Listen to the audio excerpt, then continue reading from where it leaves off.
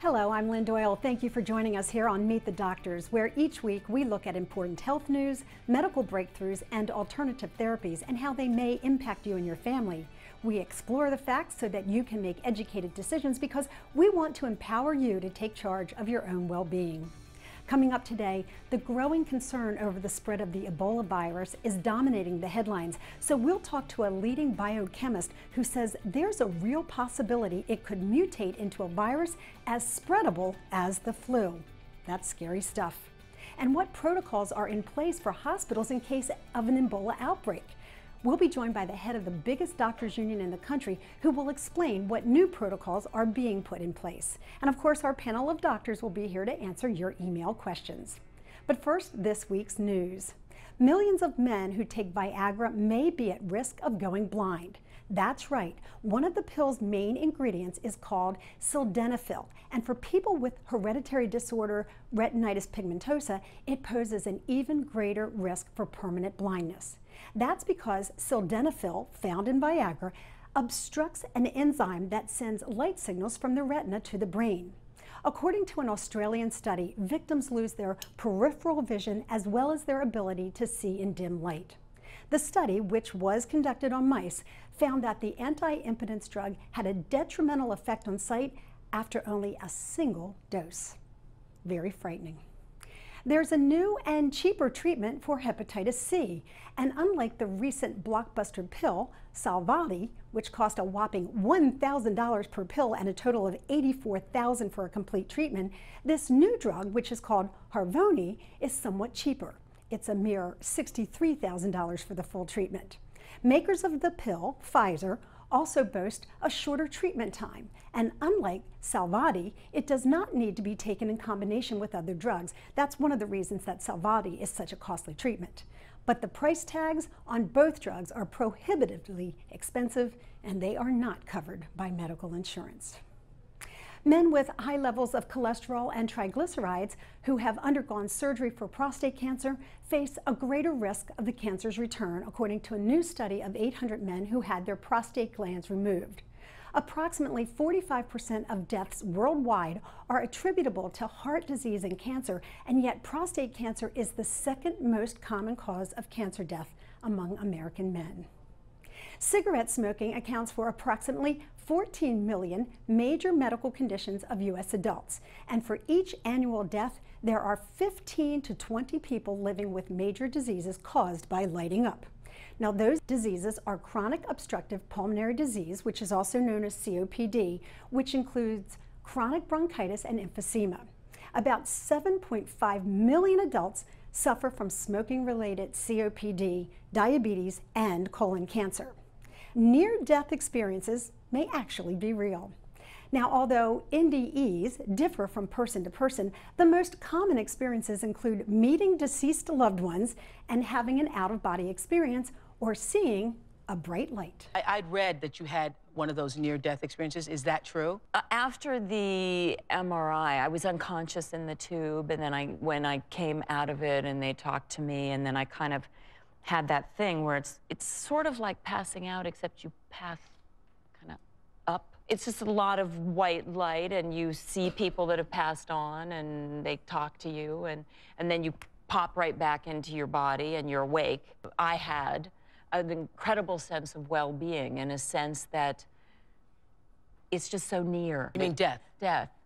While the brain stops functioning within 20 to 30 seconds of the heart stopping, in this case, researchers say a patient was recorded. They could see and hear surrounding events for up to 3 minutes after the heart had stopped beating. Now, when the patient awoke, the events and sounds they described in this 3-minute window were consistent with what actually occurred. Previous studies concluded that NDEs are merely electrical surges in the brain that caused hallucinations. Hey, here's great news for us baby boomers. Life expectancy in the U.S. is at an all-time high of 78 years and 9.5 months. That's according to a new report by the CDC. And even further good news, women who were born in 2012 are expected to live more than 81 years, and men in that same year nearly 76.5 years. However, heart disease and cancer remain the leading causes of death. This is just incredible. 2 scientists have actually grown Alzheimer's in a dish. That's right, a petri dish with human brain cells that develop into structures of the disease such as clumps and twisted like coils known as tangles. These are signatures of Alzheimer's. This is of huge significance because it gives researchers the ability to study true form of Alzheimer's and therefore test drugs to actually treat it. Up until now, they could only use mice that could develop only a very close resemblance of the disease, but not a perfect form of Alzheimer's. For more on this amazing medical breakthrough, we're going to go to Nick Tate, who, as you know, is our Deputy Health News Editor. Nick, this must be such good news for people who are living with Alzheimer's. Absolutely true, Lynn. You know, this research at Mass General Hospital in Boston is just a giant leap forward in the effort to develop new drugs to combat and possibly even prevent Alzheimer's disease. Essentially, what the scientists did was they created a kind of 3D laboratory model that mirrors what happens in the brains of actual dementia patients. It's what they call a kind of Alzheimer's in a petri dish. It's important because it will really allow them to try out promising new Alzheimer's drugs and treatments more quickly and effectively than they can do it right now. You may know over the past decade, dozens of experimental drugs have been tested against the disease, but for one reason or another, they've been shown to be ineffective, and some researchers believe that's because patients receiving those drugs are typically already experiencing the symptoms of Alzheimer's, and so these drugs can only really slow its progression. They can't halt it in its tracks. But this new development really will allow scientists to test new drugs a lot more quickly and a lot more effectively, Lynn. And how will that actually happen, Nick? How will they be able to see the end result of new drugs using the Alzheimer's in a dish experiment? Well, what they've been able to do is they've actually been able to kind of replicate what happens in the brain by growing these clumps of proteins that are linked to Alzheimer's, which cause the tangles in the brain that lead to cell death. What they've done is they've been able to do it, and they can now test drugs that are effective in stopping that process. They've also already been able to identify a particular enzyme that plays a role in that process, and that discovery alone could lead to new Alzheimer's drugs. So they've already had some success there. The reality is they'll be able to test literally hundreds of thousands of drugs in just a matter of months, compared to what it typically takes now, which is a year or more for just a single drug. So it's really, really good news for the millions of Americans who now have Alzheimer's and the millions more who are likely to develop it as the baby boom generation enters old age. You're absolutely right when you call it an amazing medical discovery. Thank you so much for sharing that news with us. We'll take a short break, and when we come back, we'll be talking to a doctor about new hospital protocols to deal with the growing concern that the deadly Ebola virus could spread in our country. We'll be right back with that and much more.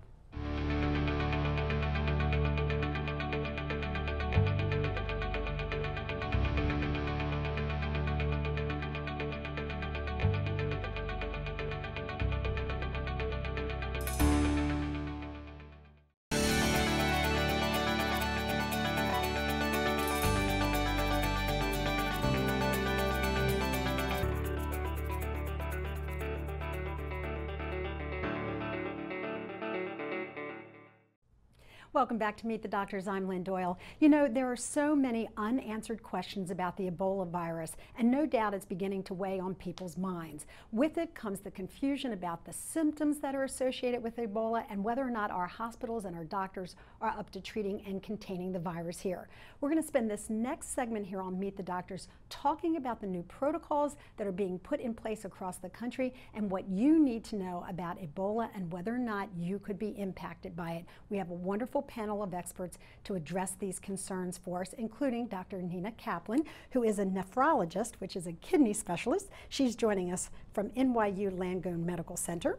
We also are joined by Dr. Frank Proscia, who is the president of the Doctors Council of the Service Employees International Union, and a frequent guest on our show, a returnee, is Dr. Ravi Rajmani, who is a pulmonologist.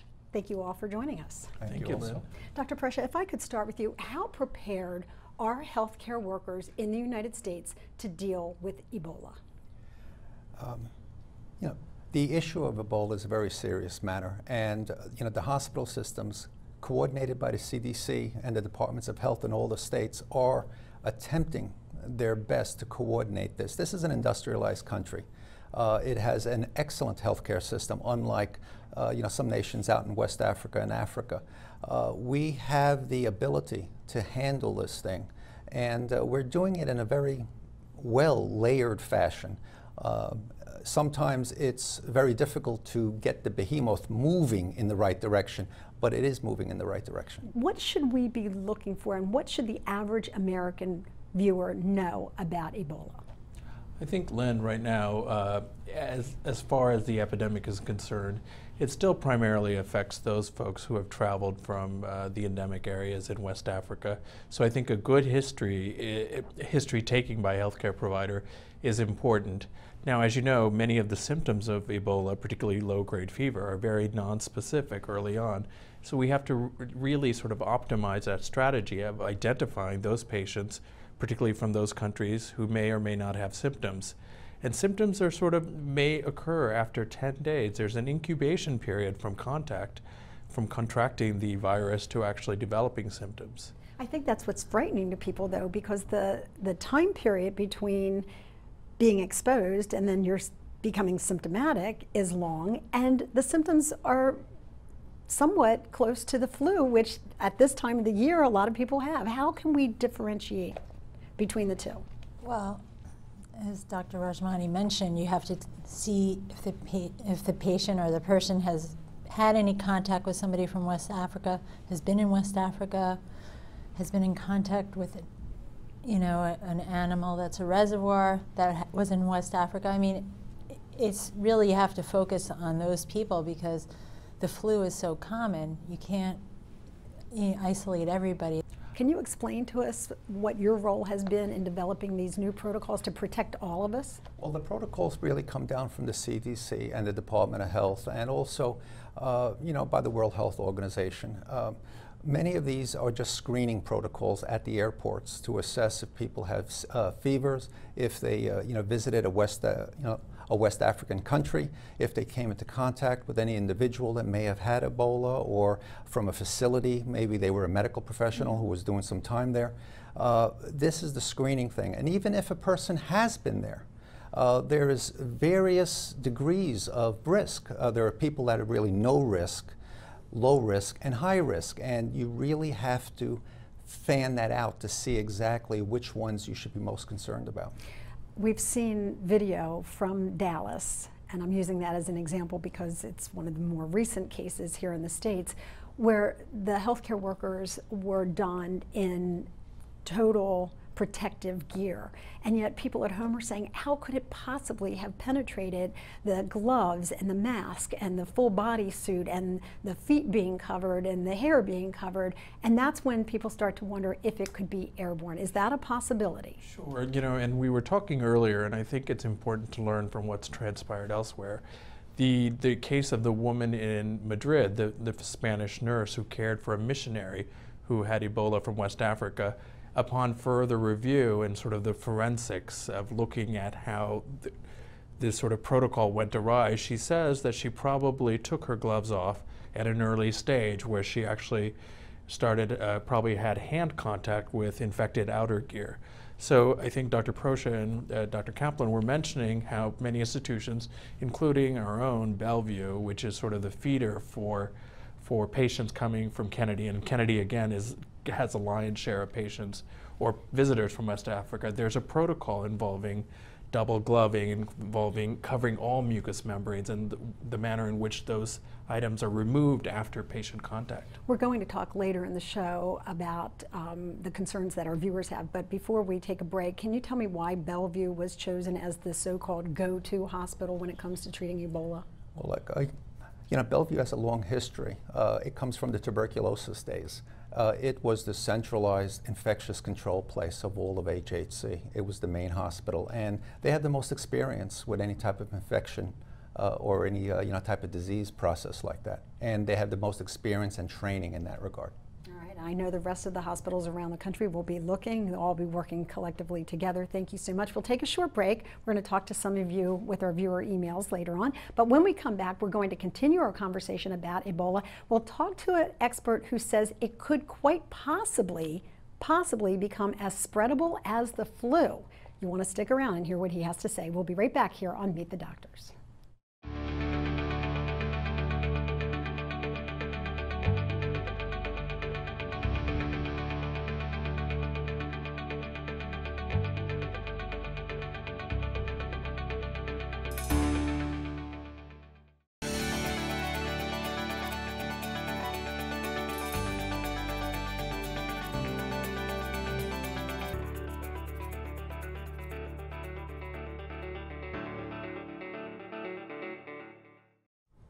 Thanks for joining us once again. I'm Lynn Doyle, and this is Meet the Doctors. We've been talking about Ebola, and of course, everyone is very concerned about the possibility of it spreading here in the United States. But more importantly, people are concerned because the symptoms mimic that of the flu, which, as you know, kills thousands of people each year as well. We're going to talk to a leading expert in just a moment who says there is a possibility that the Ebola virus could mutate and be spread similarly to the flu. I know that's gotten your attention. We're going to talk about it in just a moment, but first I want to return to our South Florida studios and talk to our Deputy Health Editor, Nick Tate, about the similarities between the symptoms of the flu and Ebola. Nick, can you help us out here? Yes, I can, Lynn. You know, that's one of the big concerns. As far as we know, the strain of Ebola that's at the center of the current outbreak can only be spread by exposure to bodily fluids, and even still, there have been thousands of infections and more than 4,000 deaths. But if Ebola were to mutate and become transmissible by air, like the common cold and flu, it would be like something we've never seen before.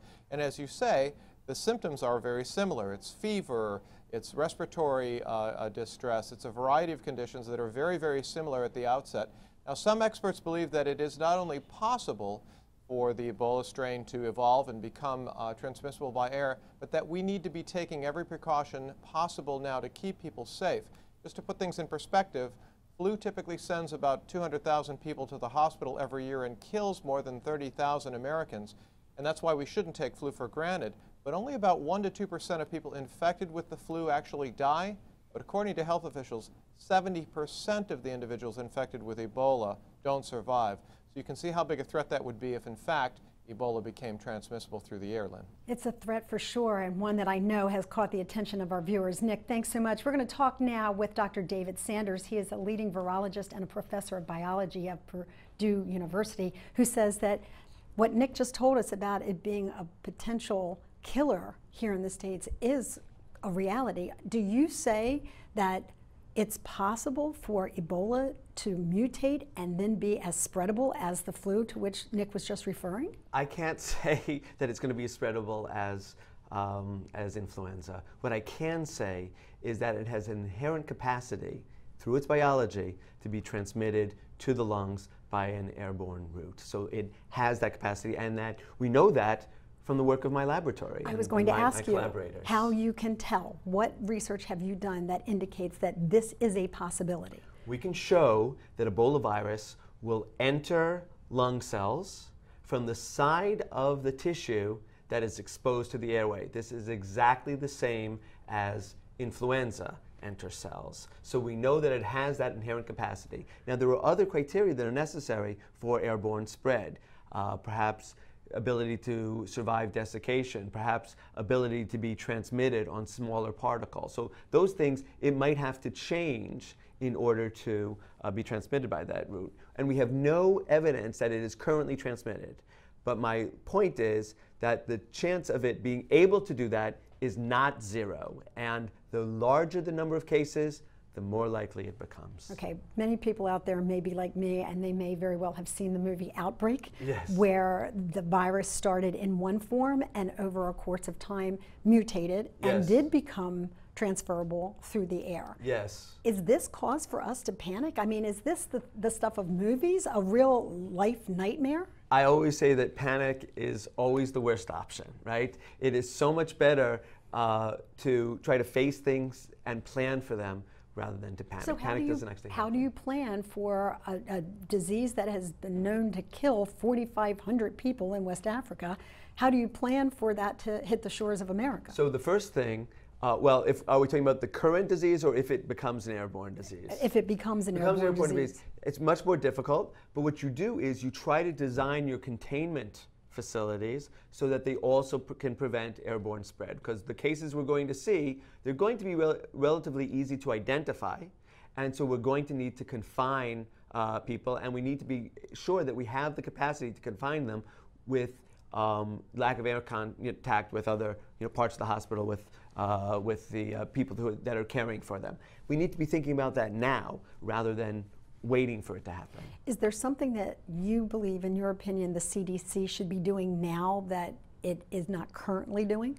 Well, one of the things I've been talking about is the fact that it is not possible to train people in all the hospitals in America to deal with an Ebola crisis. I mean, you have to train them so that they can identify a case, Right. but the treatment and the containment should not be occurring at random hospitals. We should focus our efforts on robust containment at a smaller number of facilities, and focus on that will be much more successful than trying to just train everybody part of the way. It's interesting that you say that, because in the cases that have been brought to America, 2 were treated at Emory. Yes. The NBC cameraman is in Nebraska. Yes. The man from West Africa was in a Dallas hospital, and now there's a nurse there. So that's 4 or 5 cases in 3 different places. Right, but the successful cases where we haven't had any spread were the ones that are highly trained in containment. And you know, if you think about it, there are only a certain number of people who have experience in the containment procedures. So there are only a certain number of people who can train other people. And there are only a certain amount of people who can run people through the exercises. So for example, anybody dealing with an Ebola patient should be trained to use the equipment when they're doing all those procedures, whether it's dialysis, whether it's intubation. They have to be trained. It's not enough to just give them a training of how to use the equipment. You have to train them with all the procedures. And also, as has been discussed, taking off the clothing, that's a point where contamination can occur. And when people have run these training exercises in the past, they're surprised. You know, they thought they were being incredibly careful, but they use a stained solution, and then they find, well, I was exposed. So it's a matter of training, and we can't train everybody. I know you're going to be answering some questions from our viewers in our next segment, but I want to return to the mutation question for just a moment, because Yes. there are critics who are watching the show who are going to say that you are causing a panic, that you are talking about something that could be ages away or perhaps not happen at all. What do you say to those people who say you should not be speaking of a possible mutation? I would be glad if it never happened. I mean, that would be the preferred result. But when the scientific community is communicating with the public, we have to tell the truth, the entire truth. And in this case, for people to be saying viruses don't change their mode of transmission, that's not true, and that the virus can't get into the lung, that's also not true. Well, we've seen that with the flu, correct? Because it changes and mutates. In 1 year, the flu can be called one thing and kill people, and then the next 2 years, it's something different. We have to take a short break, but when we come back, we're going to keep Dr. Sanders with us. We'll also be rejoined by some of our previous experts, and we'll be answering your questions, and I know you have a lot of them about Ebola, so stay with us. We'll have that and much more right here on Meet the Doctors.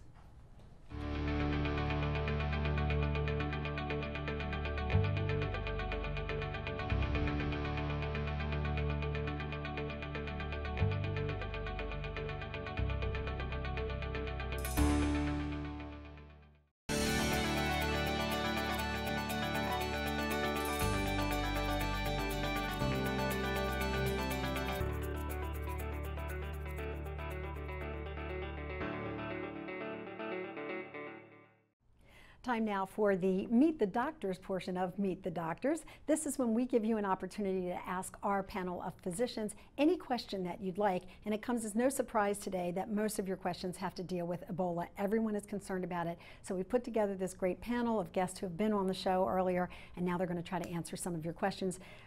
You remember Dr. David Sanders. He's a leading virologist, a professor of biology at Purdue University. Dr. Nina Kaplan is here from NYU Langone Medical Center, and Dr. Frank Proscia, who is the president of the largest union in the country dealing with the doctors, and he's an advocate for patients as well. So we're going to start our first question with you and talk about the protocols that you mentioned earlier in the show. What's different today than what was in place, let's say, a week ago? And can you give us some very specifics about that? Well, they're trying to, when an individual enters an emergency room, let's say, they are specifying that an individual should maintain a certain distance, about a yard away from individuals. Ask them regarding their travel, their symptoms and such. And if there's any suspicion that they have had contact with a patient with Ebola, or traveled from West Africa, or anywhere in Africa in essence, to escort that individual into an isolation room where they have a private bath. And at that point, start assessing the individual on isolation precautions, droplet, contact at standard precautions, and to take their temperature, see how high it is, because obviously, the infectivity of Ebola increases as the symptoms increase. Now, there are people who are going to be watching who are going to say, well, I don't know if I've been in contact with someone who's been in West Africa. I was on a plane, I've been in the subway, I was on a bus, I was at the gym. I don't know who has been there and where have they been. So how do we avoid a panic that people think, hey, I could have been exposed and not even realized it?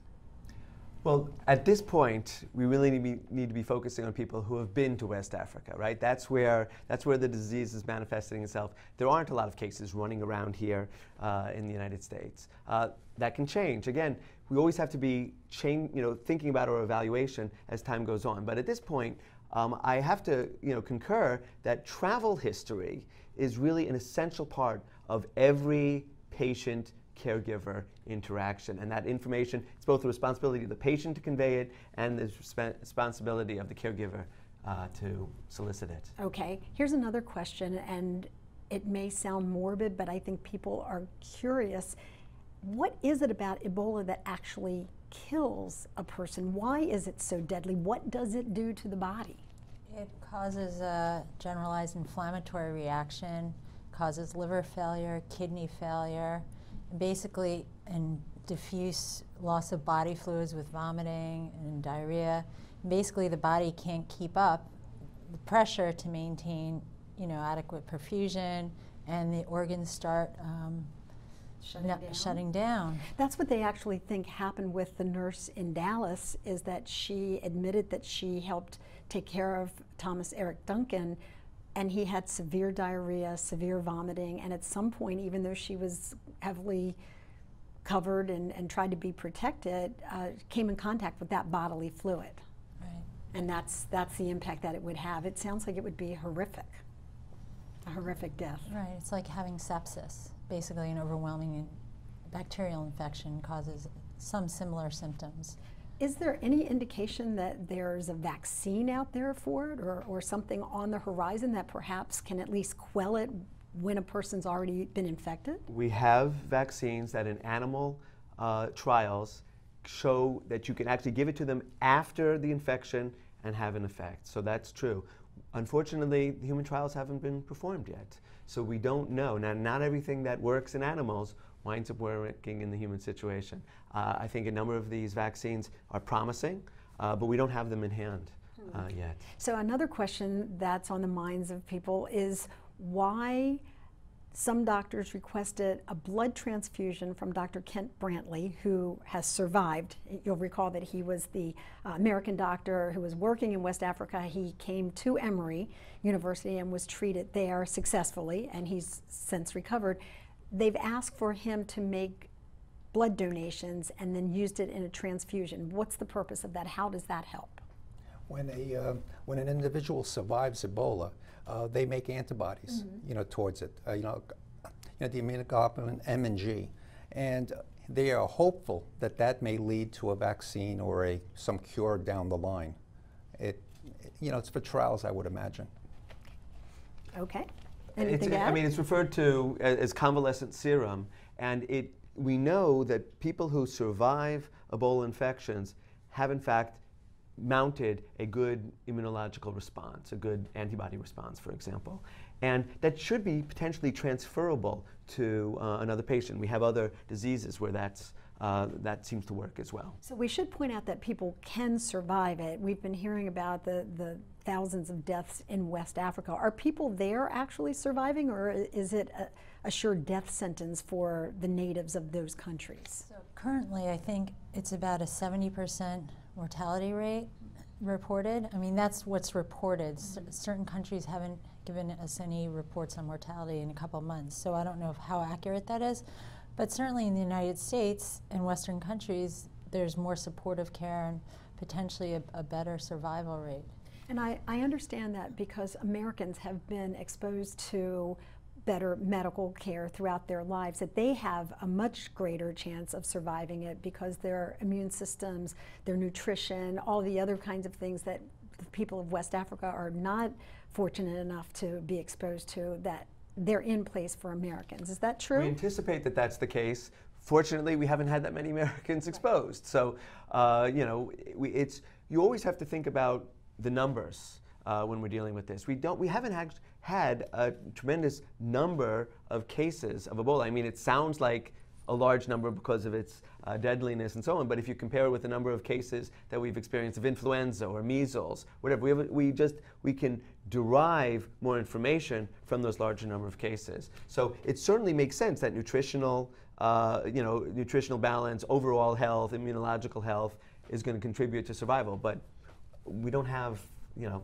fortunately, we don't have that many people who've been exposed. 2 weeks ago, there was no one in the States, and now we're doing this show, and next week, I'm certain that when we talk about it again, that the numbers will be there and on the rise. I know people at home are concerned as well, so they're going to continue to ask questions. If you have a question or comment, let us know. We'll take a short break.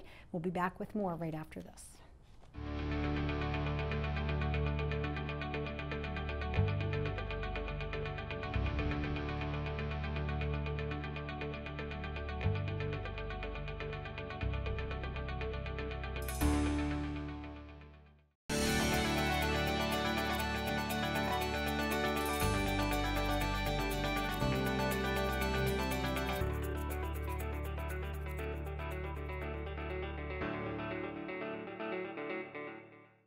We'll continue answering your questions about the Ebola virus and the impact that it may have on Americans. One question that we have, Doctor, is about a comment that Dr. Sanders said earlier on the program, the concept of creating a centralized location where anyone who thinks they've been exposed to Ebola or actually has been diagnosed with it would seek treatment. What is your thought as the head of the largest union in the country? Is that a good idea?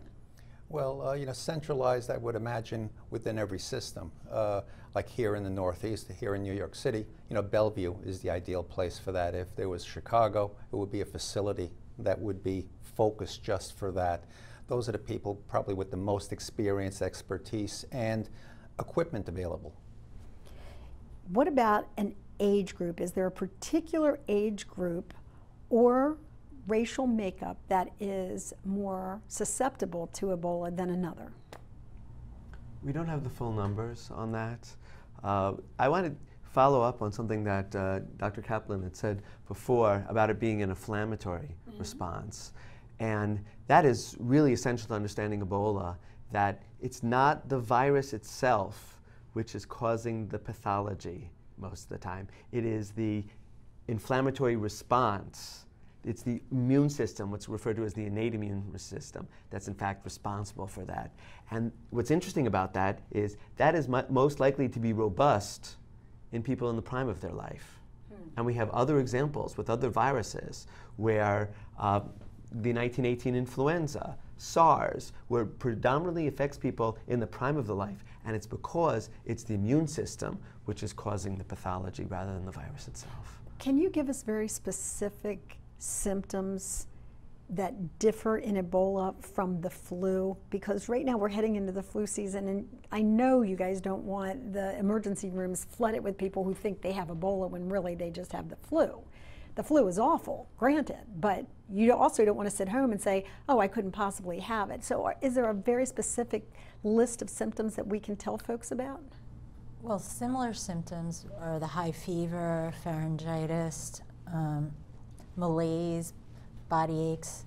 Those are similar symptoms. Some things that might suggest not the flu would be the diffuse diarrhea, the nausea, vomiting, hemorrhages, things like that would differentiate Ebola. And certainly a travel history needs to be taken because... We continue to reiterate the travel history.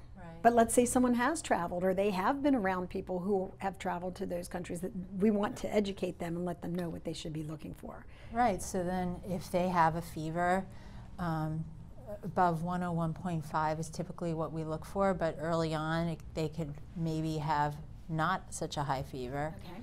Malaise, body aches, sore throat, abdominal pain, nausea, vomiting, diarrhea. If any of this sounds familiar, they need to get medical assistance as quickly as possible. Now, We heard about the case in Madrid where the nurse who earlier we talked about may have exposed herself to the virus. But it was a big controversy in that country when the government forced her dog to be put down because there was a fear the dog could spread the virus. Is this something that here in this country, where Americans love their pets as much as they love their children, is this something we should be concerned about? So dogs are potential carriers of the Ebola virus. We know that from previous studies. They tend to be asymptomatic. Okay, but that doesn't mean that they're not a risk when they're infected. So fruit bats, which are the natural host of Ebola virus, are also asymptomatic, and they have the capacity to transfer Ebola to non-human primates or potentially directly to humans. So it is really a concern. It is. So in Dallas, where the nurse is being treated, her dog is in isolation. Are we going to start to see this as a normal course of protocol? It may very well be. It seems to make sense. Unfortunately, or fortunately, not everybody has a pet. So the ones that may have had the travel history may very well not have the pets. This happens to be a healthcare worker, a domestic person who has a pet. Okay, so be very careful with your pets, but don't be overly alarmed so far. We'll follow up on this as the show progresses each week. Finally, we have viewers who are writing and asking if there's an end in sight. Ebola is not new. It has occurred in countries before, and we're wondering how it ended. What was done to bring the epidemics to a close, to an end, to a finality? So as we see in this epidemic, we've also seen that in the past, that healthcare workers are a large number of the victims. So what's happened in the past is that Western containment has been brought in. Properly trained individuals are now administering the health care, and that has stopped the spread. It's also in the past been more localized than this current one. So the only way it's going to stop is with a coordinated international effort of highly trained individuals, trying to suppress it in all the places where it's And you don't think it's happening. Ahead of us? You think it's still time that we have a handle on it, particularly in the U.S.? In the U.S., yes, and I think in Africa as well. We just have to. I don't think we reacted quickly enough to this current outbreak, but I think it's got our attention now. It certainly does. Well, thank you so much for talking to us about it. It was wonderful to have you. Dr. Kaplan, good to have you here. And thank you, Dr. Prescia, for keeping our healthcare workers safe across the country. We appreciate it.